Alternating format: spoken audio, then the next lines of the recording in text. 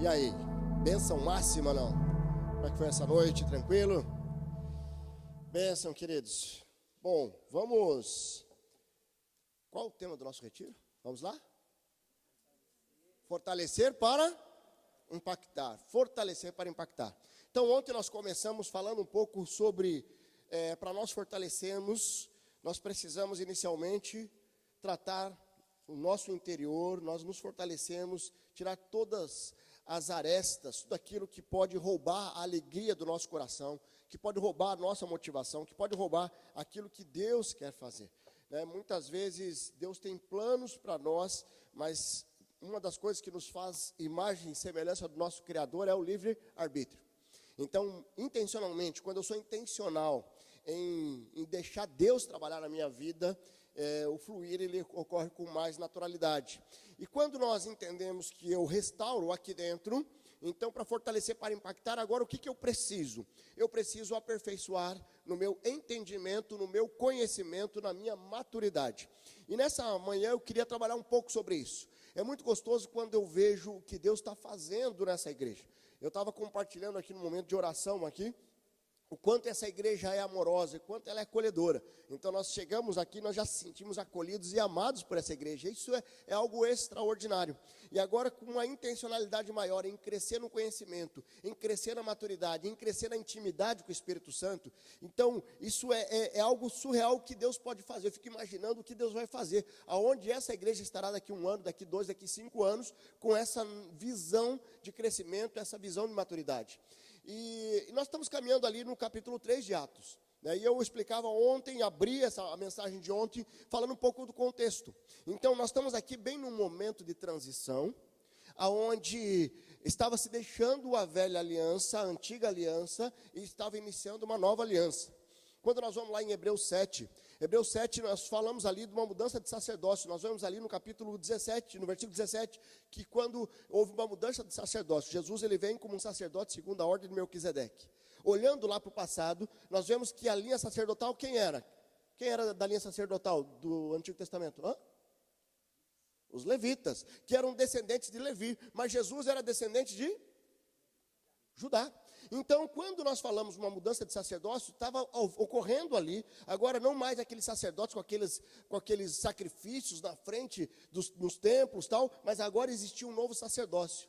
E no versículo 12, Hebreus 7,12, vai falar que quando a mudança de sacerdócio é uma mudança de lei. Então, nós não estamos mais debaixo da lei do Antigo Testamento, mas estamos debaixo da graça. Mas agora, estar debaixo da graça é uma autorização para nós sairmos aí deliberadamente, fazendo o que nós queremos, fazendo tudo aquilo que nós achamos que dá na telha.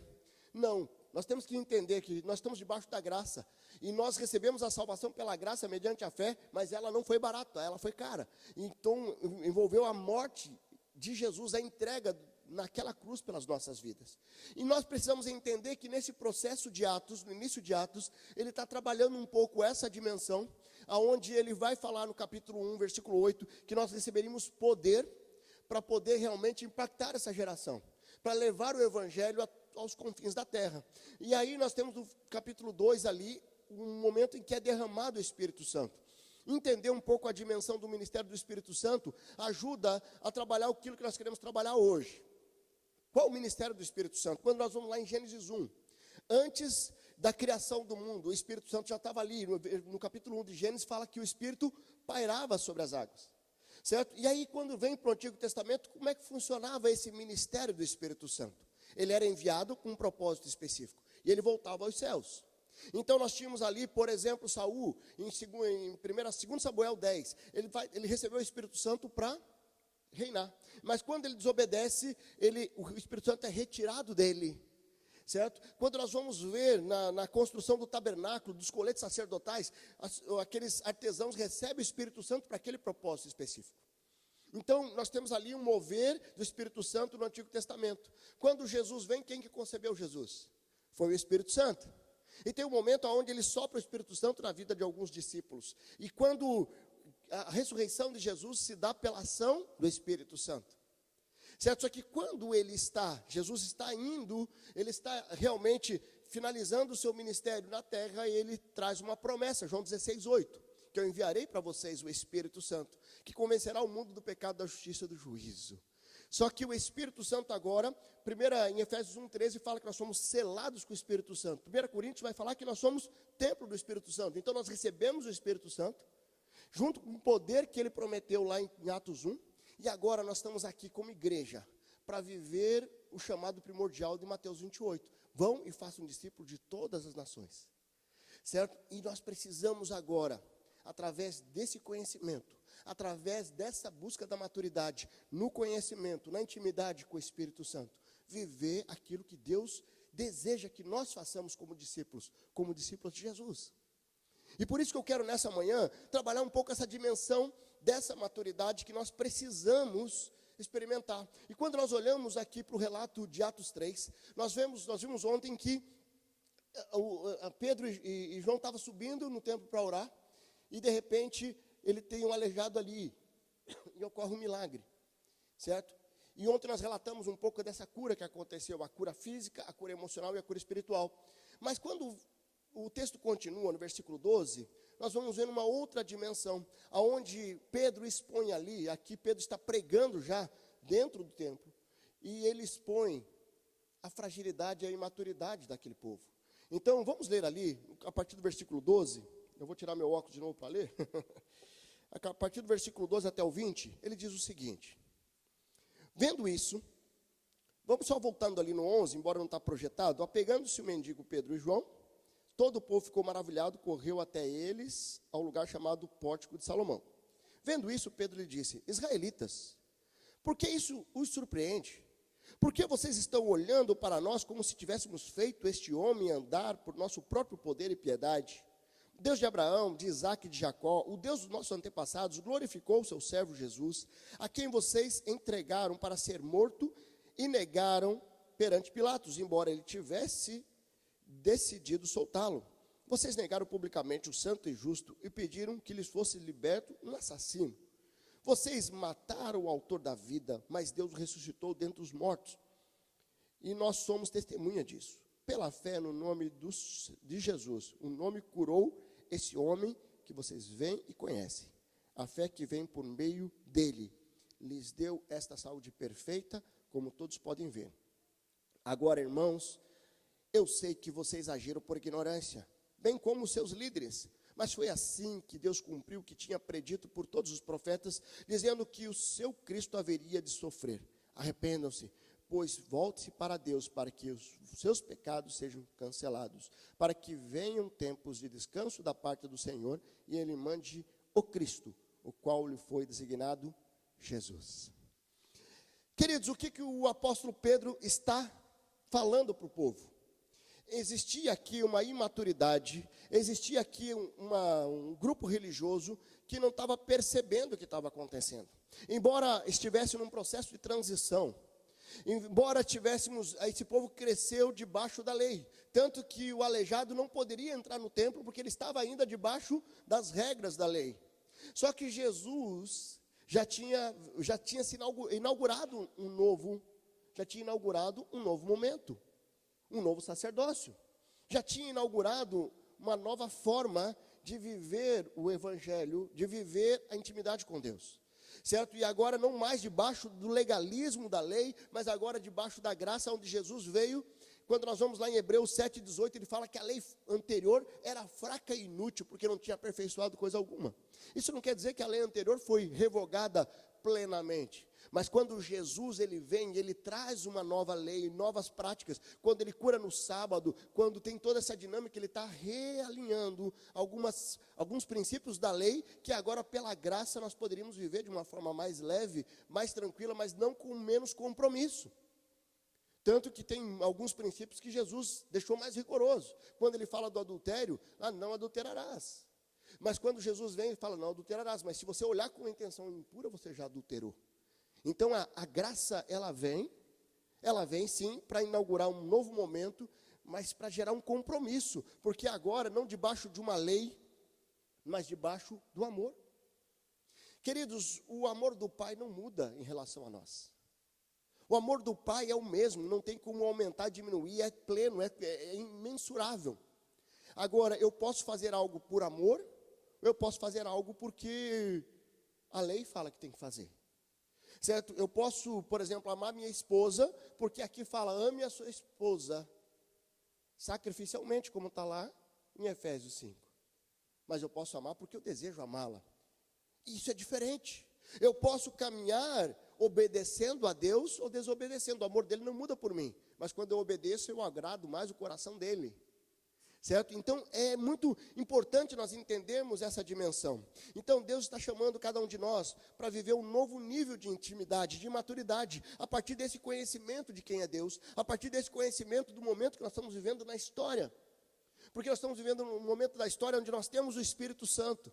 E agora o Espírito Santo nos capacita, nos alerta daquilo que nós não devemos fazer e nos orienta daquilo que nós devemos fazer. E isso é muito importante porque quando a palavra fala, orar sem cessar, o que é orar sem cessar? Essa intimidade com o Espírito Santo está em mim, independente do que eu estou fazendo, a partir do momento que eu aceito a Jesus genuinamente como Senhor e Salvador, eu sou selado. Só que antes, Jesus, ele caminhava e o povo seguia ele falava ali para 5.000 pessoas, ele falou para 3.000 pessoas, mas ele curou alguém à distância, sim, mas hoje o Espírito Santo está com cada um de nós aqui. E por isso que todos nós somos sacerdotes, sacerdotisas, e nós temos uma responsabilidade sacerdotal e profética nesse tempo. Então, eu quero olhar para essa dimensão da maturidade e falar assim, olha, como é que nós podemos crescer na intimidade, na maturidade com o Senhor? 1 Coríntios 13:11 diz lá, quando eu era menino, falava como menino, pensava como menino, raciocinava como menino. Quando me tornei homem, deixei para trás as coisas de menino. Sabe, a maturidade nos protege. O que acontece é que muitas pessoas têm sofrido consequências de responsabilidades porque não têm entendido com discernimento o que é Deus, como nós nos relacionamos com Deus, como Deus age em nós. Quando nós olhamos ali para a experiência que nós lemos de Atos, aqueles religiosos achavam que Pedro e João tinham feito milagre. Certo? Então, e eles estavam impressionados ali. E eles são repreendidos por Pedro, falam assim, calma aí, não fui eu não. Não fui eu não. Existe um Deus, o nome Jesus, que fez esse milagre. Quando nós vamos lá em Atos 2, 42 e 47, que vai falar um pouco dessa comunhão, que o povo se reunia nas casas, e o povo se reunia no partir do pão e no templo, e ali diz que o Senhor ia acrescentando os que iam sendo salvos. Queridos, é o Espírito Santo que acrescenta. Nós precisamos fazer a nossa parte. Qual que é a sua parte? Qual que é a sua parte? Nós precisamos buscar cada dia mais intimidade com Deus, e não somente interação. Você tem tido interação com Deus ou intimidade? Porque são coisas diferentes. Eu posso ter interação na minha casa, eu posso ter interação com a minha esposa, com os meus filhos. Tem muitos pais que têm interação com os filhos. Eles almoçam juntos, eles jantam juntos, vão para o shopping juntos. Só que o pai não conhece o coração do filho. Porque só está no nível da interação, não busca intimidade. A intimidade você vai conhecer o coração do seu filho.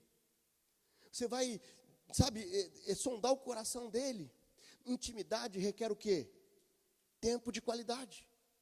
Desde que eles são meus filhos, nossos filhos, hoje com 18, com 15, certo? Desde que eles eram pequenininhos, tempo de qualidade. Eu com o meu filho, com a minha filha separadamente, a Angélica com o Nicolas, com a Fernanda separadamente. E aí quando nós vemos eles crescerem, nós conseguimos experimentar os resultados disso. Eu estava agora há pouco conversando com meu filho, ele mandou ontem está tendo uma conferência de juventude lá na igreja. Aí tinha uma camisa lá que ele queria comprar e tinha uma caveira. Só que falava do Gólgota. Era uma caveira com a cruz, era uma camisa cristã. Ele falou, pai, o que você acha dessa camisa? Eu falei, filho, eu não gostei, nem a sua mãe gostou. Né? Tal. Daí hoje ele mostrou a camisa que ele comprou. Eu falei, pai, eu comprei essa daqui, porque aquela lá vocês não gostaram. Certo? E ele com o coração. Aí eu falei assim, filho, você me inspira. Você me inspira com o teu coração ensinável. Nós precisamos desenvolver um coração ensinável, mas o que acontece? A intimidade, você busca e te conhece o coração do seu filho, e aí você consegue sondar o coração dele, ministrar o coração dele. E assim nós precisamos viver com o nosso Pai eterno. Você precisa ter tempo de qualidade com Ele, para que você possa buscar cada vez mais intimidade. E essa intimidade gere transformação. Muitas pessoas tornaram as disciplinas espirituais um peso. Ler a Bíblia, ler a palavra. Sabe, quem gostava aqui de fazer tarefa na escola, quando era criança? Alguém aí? Ninguém. Aleluia. É raridade, é exceção, tem que começar, né? Porque ninguém gostava. E sabe o que acontece? Muitas pessoas reproduziram essa percepção de que fazer um devocional, ler a palavra, é uma tarefa. Sabe, quando nós olhamos para isso, falamos assim, não precisa ser uma tarefa, é algo que eu desejo fazer. Lá em Curitiba, lá um pouquinho mais frio, eu tomo chimarrão com Deus todos os dias. Então, meu tempo devocional é um chimarrão com Deus. Aqui vocês podem tomar um picolé, um café, mas eu tenho um chimarrão com Deus, sabe? E eu não fico aquele negócio, agora eu tenho que ler. Não, é um tempo com Deus, é um tempo com meu Pai. É um tempo com meu Pai, certo? E aí eu deixo fluir essa intimidade. Eu lembro de um pastor, eu não lembro quem foi, contou uma história. Ele estava no interior, acho que foi o Luciano Subirá, agora lembrei. Ele estava no interior lá, jovenzinho, 14, 15 anos, e ele falou que ele estava lá no interior, e tem aqueles terrenão grande, a casa ali e tal, e ele estava lá de bermuda, chinelo, sem camisa, e ele estava na presença de Deus, no quarto dele ali e tal. Daí chegou o irmão da igreja, meio almofadinho assim, chegou, entrou no terreno, a hora que olhou para a janela, olhou ele daquele jeito, orando na presença de Deus, misericórdia. Ele falou, misericórdia por quê? Como é que você entra assim na presença de Deus? Falei, mas o que tem a ver? Daí aquele irmãozinho fala assim, você entraria assim na presença do presidente dos Estados Unidos? Ele falou, não, eu não entraria assim. Mas se eu fosse filho dele, eu entraria assim, podia estar todo suado, eu pulava no colo dele, eu mexia no cabelo dele e fazia, sabe? Ele falou assim, o problema é que vocês não veem Deus como pai. Você vê Deus como alguém carrasco que está com uma listinha de pode e não pode. Queridos, a intimidade com Deus é diferente de uma interação. Eu busco intimidade, eu busco conhecer cada dia mais, que Deus mostre o que Ele tem para mim, o coração dele em relação a mim. Então, a falta de maturidade pode levar pessoas a fazer coisa certa com a motivação errada, ou fazer o que é errado com a motivação certa. No entanto, quando nós buscamos intimidade com o Espírito Santo, nós experimentamos crescimento no conhecimento, na maturidade. Isso vai proporcionar ser mais assertivo naquilo que Deus tem para nós. Romanos 12, 2 diz lá, não se amolde ao padrão deste mundo, mas transforme-se pela renovação da sua mente, para que sejam capazes de experimentar e comprovar a boa, agradável e perfeita vontade de Deus. Queridos, quando nós buscamos intimidade, quanto mais intimidade nós temos, quanto mais conhecimento nós temos, mais nós estamos blindados ao padrão do mundo que tenta impor a nós algumas ações, procedimentos, condutas que não agradam o coração de Deus. Eu sempre gosto de falar que conhecer mais a palavra não é acúmulo de informação, é aumentar a tua capacidade de ação. Quanto mais você conhece a palavra de Deus, mais aumenta o teu conhecimento para poder reagir, para poder agir nas circunstâncias da vida. Quando eu vou fazer um negócio, eu sento com alguém na minha frente, e esse alguém não é crente. Primeiro que eu já vejo ali um campo missionário. Mas a primeira coisa que eu falo assim, você está frito, mano, porque eu estou com o Espírito Santo aqui, você está ralado. Nessa negociação aqui, vai ser inspirado pelo Espírito Santo. Sabe, é você colocar Deus em tudo, você não tira Deus em nada na sua vida. Agora, me diz uma coisa, tem alguma área da sua vida que Deus está sendo deixado de lado? Que o agir do Espírito Santo está sendo colocado numa gaveta? Nós precisamos experimentar esse crescimento no conhecimento e na maturidade para viver aquilo que Deus quer na sua vida, na sua história, o que Deus quer nessa igreja.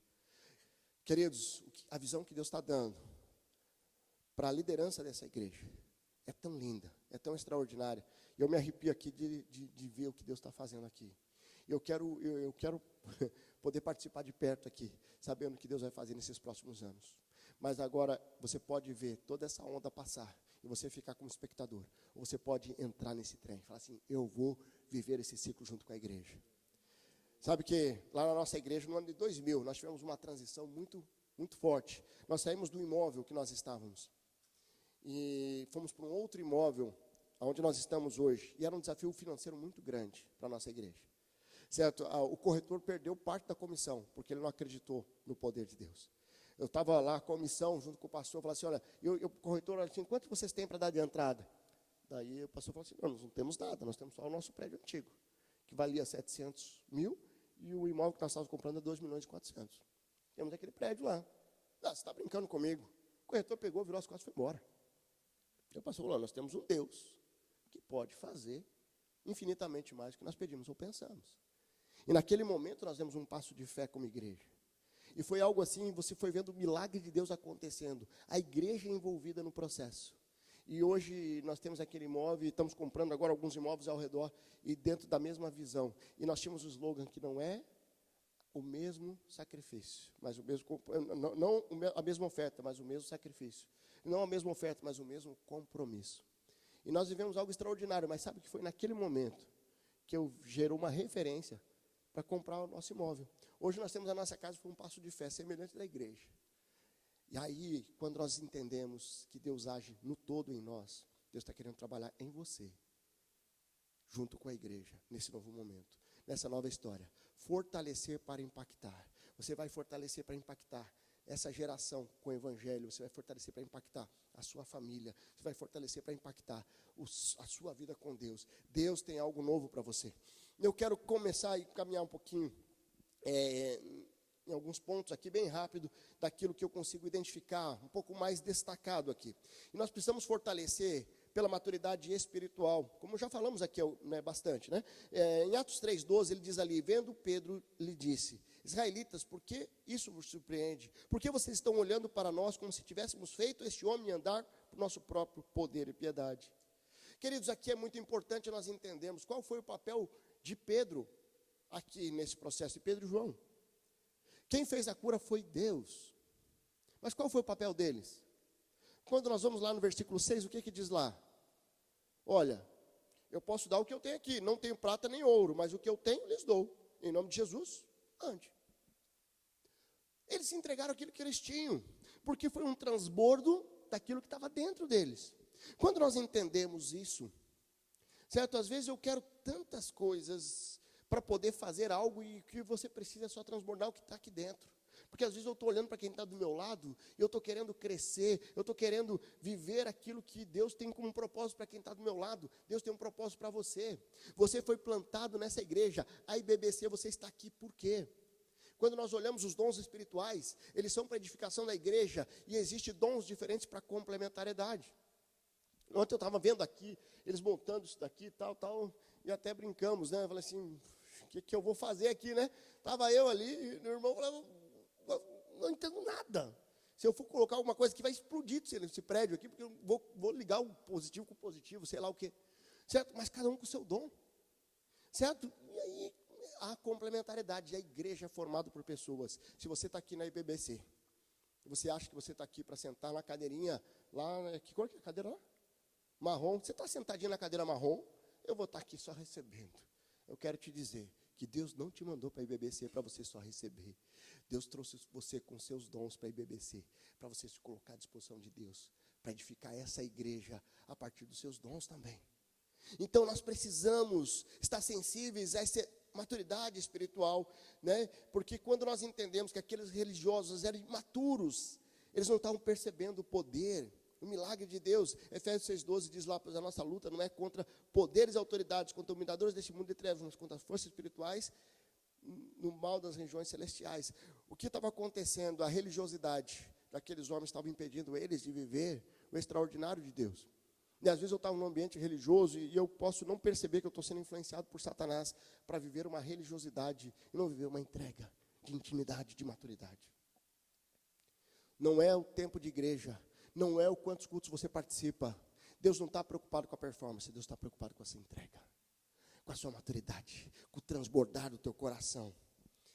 Então, dentro dessa dimensão da intimidade com o Espírito Santo, quando nós vamos lá em Gálatas 5,16, existe algo muito especial ali que esclarece um pouquinho aquilo que nós precisamos entender, como nós somos, como nós vivemos hoje, nessa dimensão, nesse tempo, após a morte e ressurreição de Jesus.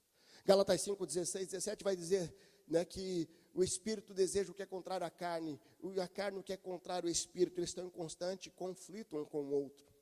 E quando nós entendemos essa dimensão da carne e do Espírito em constante conflito, nós temos a alma que é o centro das nossas emoções. Certo? O Espírito, Provérbios 20, 27 diz que o nosso espírito é lâmpada para o Espírito de Deus. Ele vasculha cada canto do nosso ser. Efésios 1,13 fala que nós somos selados com o Espírito Santo. Então nós recebemos o Espírito Santo. Então o nosso espírito conectado com o Espírito Santo, ele reflete o quê? Fruto do Espírito. Quando nós vivemos aquilo que agrada o Senhor, que é o amor, a alegria, a amabilidade, bondade, fidelidade, mansidão, bondade, domínio próprio. Quando nós olhamos para o fruto do Espírito, Gálatas 5:22, é fruto dessa intimidade com o Espírito Santo. Mas aí tem as obras da carne, na outra dimensão, que ela vai colocar lá no versículo 19, começa com a imoralidade sexual, daí ele vem com várias outras, idolatria, feitiçaria, inveja, orgia, brigas, facções, coisas semelhantes. Então nós temos de um lado meu espírito conectado com o Espírito de Deus, nós temos do outro lado a minha carne querendo ser satisfeita com os meus desejos. E aí tudo isso tem mandado informação para a minha alma, que na verdade a minha alma, como sendo as nossas emoções, está aqui, ó. Quando eu penso em algo, esse pensamento vai gerar um sentimento em você, isso vai gerar uma atitude, um resultado. Então eu preciso sondar o meu coração e a minha mente, eu preciso alimentar a minha alma com a presença do Espírito Santo, com a palavra de Deus, com a oração, porque essa intimidade vai refletir fruto do Espírito. Então se você quer ver, avaliar o nível de intimidade que você está, basta olhar para os teus resultados, para aquilo que você está vivendo. Você está vivendo mais obras da carne ou fruto do Espírito? Será que com facilidade você se envolve ali em pornografia, em situações, ou com muita facilidade você grita no trânsito, você xinga, você fala palavrão? Isso aí é obras da carne. Então está na hora de buscar mais intimidade para neutralizar o que a carne vai tentar prevalecer. Mas quando você vai para o fruto do Espírito, você busca intimidade com o Espírito Santo, aí você começa a ver na tua família, na tua vida, o amor, a alegria, a paz, a paciência, a amabilidade, bondade, fidelidade, mansidão e domínio próprio. Aí o fruto do Espírito começa a fluir. Queridos, nós vamos alcançar mais pessoas ao Senhor Jesus, dando evidência do poder de Deus e vivendo aquilo que Deus nos chamou para viver, que é santidade. Então, discernimento do Espírito, maturidade, requer viver santidade. Lá em 1 Coríntios 3, 1-3 diz lá: irmãos, não lhe pude falar como a espirituais, mas como carnais, como as crianças em Cristo. Dei-lhe leite e não alimento sólido, pois vocês não estavam em condições de recebê-lo. De fato, ainda não estão em condições, porque ainda são carnais. Nós precisamos entender que Deus quer nos levar para um próximo nível de intimidade com Ele. Mas nós precisamos buscar e buscar cada vez mais, através do conhecimento, através da oração, através da palavra, através do envolvimento. Uma das coisas que nós precisamos ter isso muito claro em nós é o servir. Queridos, vocês estão aqui na IBBC e fortalecer para impactar é você que se colocar à disposição para servir. Vocês que têm filhos, a minha filha tem 18 anos, e lá nós temos um programa quando completa 15 anos chamado Barbaracá, que chama Filhos da Bênção. E eles são trabalhados ali, os meninos, as meninas, e dá em média 60 adolescentes que se formam por ano no Barbaracá. E a minha filha se formou em 2019, nós estamos em 2023, e muitos daqueles jovens adolescentes, que hoje são jovens, se desviaram. E aí eu estava conversando com ela, falei assim: filha, o que aconteceu? Por que esses jovens, que hoje são jovens, se desviaram, que estavam com você aqui no Barbaracá, empolgados com Deus? Daí ela falou assim: pai, a hora que eu olho para aqueles que ficaram e aqueles que saíram, todos aqueles que ficaram eram quem estava servindo na igreja. Aqueles que saíram, porque estavam somente consumindo uma programação da igreja. E aí tinha momentos bons e felizes, mas daqui a pouco, saíram. Então assim, dê o exemplo. Sirva, se coloca à disposição de Deus para ser usado aqui na BBC. Deus não te colocou aqui por acaso. Certo? Então você precisa se colocar à disposição de Deus. Queridos, mas um outro ponto que eu vejo aqui, fortalecimento pelo entendimento da soberania de Deus. Veja ali no versículo 15, vocês mataram o autor da vida, mas Deus o ressuscitou dentre os mortos e nós somos testemunha disso. Nós precisamos entender, aqui Pedro ele vai destacar desde Abraão, o chamado de Abraão, Gênesis 12. Ele vai trabalhar Abraão, ele vai trabalhar Moisés, ele vai trabalhar tudo até chegar em Jesus. Ele vai dizer sobre Abraão, Isaac e Jacó, Deus dos antepassados, ele vai trabalhar tudo isso, mas no versículo 15 ele vai falar, vocês mataram o autor da vida, mas Deus ressuscitou dentre os mortos e nós somos testemunha disso. Aqui Pedro está destacando a soberania de Deus. E é interessante que ele trabalha a trindade aqui. Ele vai trabalhar de um Deus que chamou Abraão, Isaac e Jacó. Ele vai trabalhar, sim, agora, nesse texto, o que aconteceu com Jesus, que se entregou o Filho. E ele vai trabalhar a ação do Espírito Santo. Então, nós precisamos entender que a trindade está presente em nós. Né? Deus Pai glorificou o Filho. Jesus, o Filho, morreu, venceu a morte, ressuscitou. O Espírito Santo nos concebeu Jesus enquanto homem e operou a ressurreição. Ele vai trabalhar essa dimensão da trindade aqui. Sabe, nós precisamos, cada dia mais, entender o poder de Deus e a soberania de Deus. Tem algumas coisas que você está fazendo e que você está vivendo aqui e você não entende. Se você não entender a soberania de Deus, você vai ficar decepcionado com Deus. Se você não entender a soberania de Deus, você vai ficar magoado com Deus. Porque Deus é soberano. E pela soberania de Deus, Ele não prometeu para nós somente coisas boas. Muito pelo contrário, ele falou que no mundo nós teríamos aflições. Né? Lá em Isaías, ele vai falar, quando você passar pelo fogo, você não vai se queimar. Quando passar pela água, você não vai se afogar. Quando? Então, o passar pela vida e ter provações fazem parte da nossa dinâmica. Mas quando eu caminho debaixo da soberania de Deus, eu vou reagir de uma forma diferente. Mas para que eu possa reagir de uma forma diferente, eu tenho que buscar maturidade e intimidade. Porque senão, qualquer coisa que acontece, que foge do meu controle, eu desestabilizo, e a minha fé, ela vai pelo ralo. Então, a intimidade, maturidade e conhecimento, não somente te faz viver agora de uma forma mais intencional no propósito de Deus para a sua vida, mas também te fortalece para você enfrentar e reagir às circunstâncias da vida que parecem não ser tão favoráveis e tão fáceis de ser superadas e serem superadas, sabe? Então, já falei desse texto de João 16:8, quando ele vier convencerá o mundo do pecado, da justiça e do juízo. Do pecado porque os homens não creem em mim, da justiça porque eu vou ao Pai, e vocês não verão mais, do juízo porque o príncipe desse mundo já está condenado. E aqui, quando nós entendemos que o príncipe desse mundo está condenado, nós vemos claramente a soberania de Deus, porque Satanás não tem mais poder sobre a sua vida, a não ser que você abra a brecha e você dê espaço para ele agir. Hoje tem muitas famílias que estão sendo destruídas, porque os casais têm deixado brechas, estão tão empolgados com o trabalho, com o sucesso profissional, que têm negligenciado o básico. Hoje nós temos uma geração de filhos, muitos filhos, que são órfãos de pais presentes, de pais vivos, são órfãos funcionais. Os pais estão vivendo tanto para o trabalho, e que não tem tempo de qualidade com os filhos. Então, Deus não quer que nós sejamos órfãos funcionais. Ele quer estar presente na nossa vida. E Deus não quer que você seja pai e mãe, que seja um pai e mãe que gere uma orfandade funcional para os seus filhos. Mas estejam presentes, certo? Atos 1:8, já falei desse texto. Receberão poder quando o Espírito Santo descer sobre vocês. Tá? E para fechar, eu quero fechar, não se alongando muito aqui, que eu queria ter um tempo no final para vocês discutirem em um pequeno grupo. Nós vemos o fortalecimento, então, fortalecimento do poder de Deus, o entendimento do poder de Deus, o fortalecimento dessa intimidade, dessa maturidade espiritual, e para fechar, um fortalecimento pela fé. Veja ali no versículo 16, ele diz ali, pela fé no nome de Jesus. O nome curou esse homem, que vocês veem e conhecem. Mas no versículo 19 ele vai dizer, arrependam-se, pois, e volte-se para Deus, para que os seus pecados sejam cancelados. Queridos, Pedro ele vai falar, arrependam-se. Aquele povo era um povo religioso. Ele disse, arrependam-se. Às vezes a religiosidade nos impede de enxergar aquilo que está acontecendo, e nós conseguimos maquiar com muita facilidade.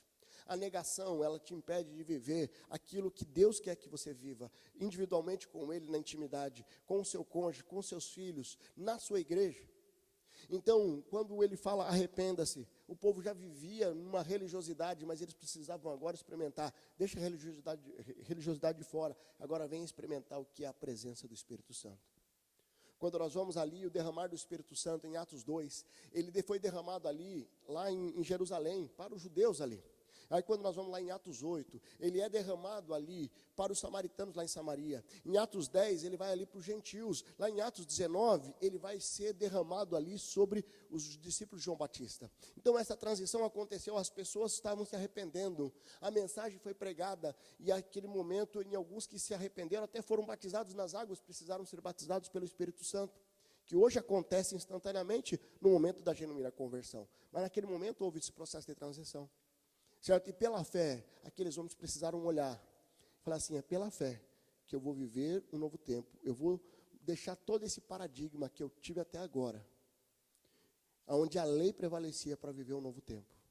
Certo? Nós precisamos entender que é pela fé que você vai viver um novo tempo, pessoalmente falando, vai viver um novo tempo como igreja. Hebreus 11:6 diz que sem fé é impossível agradar a Deus, pois quem dele se aproxima precisa crer que ele existe e que recompensa aqueles que o buscam. O que temos visto hoje é pessoas que vivem dando desculpa para não viver o projeto de Deus, né? Porque tem medo. A falta de fé está levando pessoas a serem covardes. Eu quero te dizer que Deus está te chamando. Deus está te chamando para um tempo novo, para o fortalecimento na fé. Certo? Nós precisamos ir buscar mais profundidade com o Senhor. Certo? Então, quando nós vamos lá para Salmo 73:26, o meu corpo e o meu coração poderão fraquejar, mas Deus é a força do meu coração, é a minha herança para sempre. Deus está chamando você para um novo tempo. Deus está chamando essa igreja para um novo tempo. E nós precisamos estar sensíveis ao que Deus quer fazer. O que Deus quer que você faça aqui. Quando nós olhamos todo o livro de Atos, ele está relatando aquilo que a igreja primitiva fez, de fazer discípulos, de oração e tal. Está com a sua Bíblia aí? Abra lá em Atos 29.